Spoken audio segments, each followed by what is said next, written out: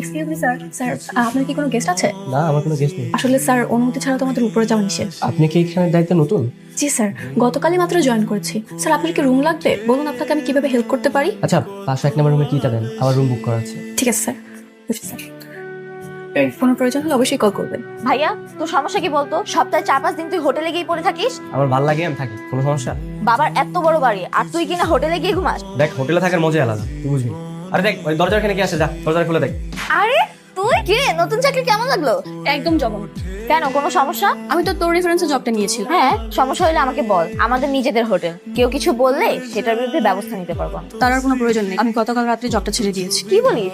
আমাকে না বলে তুই ছেড়ে দিলি? না ছেড়ে কি করবো? অনেক বাদর ছেলে হোটেলে রুম ভাড়া নিয়েছিল। হোটেলে বাদর আসবে কিভাবে? দেখতে মানুষের মতো, কিন্তু তার কাজকর্ম সব বাদরের মতো। এই, মুখ সামনে কথা বলো, কাকে বাদর বলছো তুমি? আপনি এখানে কেন? আপনি তো সব নষ্টের। আপনাকে তো আমি এই, তো বাদর বলছো না তুমি আমাকে? এখনই সরি বলো, সরি বলো। সরি আপনাকে। কি রে, তোরা কি শুরু করলি? গতকাল কি করতে জানিস? আমার একটা শার্টকে কেটে কুচি কুচি করে ফেলেছে, তার দাম 4,500 টাকা। জরিমানা দাও বলছি, এখন জরিমানা দিবা। জরিমানা নেবেন? ঠিক আছে, আপনি একটু হা করুন। এভাবে বলিস না, ও আমার ভাইয়া হয়। এই বাদরটা তোর ভাইয়া? তুই জানিস না আমার বড় ভাই আছে, এটাই তোমার ভাইয়া। তোকে আর বলে কি লাভ? আসি আমি। ও আমার অনেক ভালো বান্ধবী, ওকে আমি হোটেলের জবটা ম্যানেজ করে দিছিলাম। আরে আমি কিচ্ছু করি নাই, আমি জাস্ট একটু হুকুম করছিলাম। হ্যালো।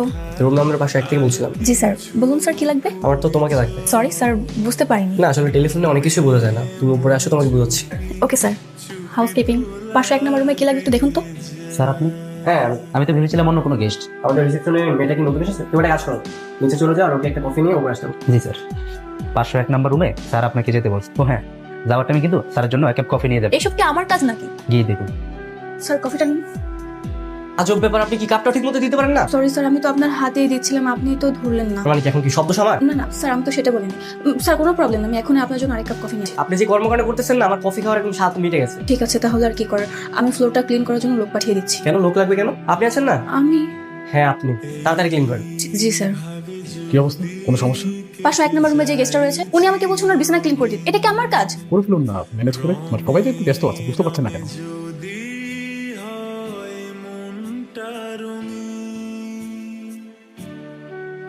আপনার আইডি কার্ড কোথায়? এনজি খাতাতে আপনার কোনো নামই দেখলাম না। তাড়াতাড়ি আপনার আইডি কার্ড বের করুন। আমার আইডি কার্ড নেই। নেই মানে? স্যার, আমার এখানে কোনো জব করবো না। একটা গেস্ট আমাকে একটার পর একটা কাজ করে যাচ্ছে, আমার তো এসবের কাজ নয় স্যার। বলুন, আপনি চাকরি করবেন কি করবেন না সেটা আপনার সিদ্ধান্ত। ঠিক আছে, আমার তো চাকরি এমনিতেই থাকবে। তোকে কি আমি এমনি এমনি ছেড়ে দেবো? আমিও দেখবো গোসল করা শেষে তুই কি পড়িস। আরে আরে, কি করছেন আপনি এসব? তোর শার্ট ছেড়ে ছেড়ে টুকটা টুকটা করছি। আমার নতুন শার্টটা আমি কিন্তু আপনার গৌরব করবো, আপনি কিন্তু চাকরি থাকবে না। না থাকুক চাকরি, এমন চাকরি করা থেকে না করা অনেক ভালো। করলাম না চাকরি। তাহলে ভাই কোথায়? নতুন মেয়েটা কোথায়?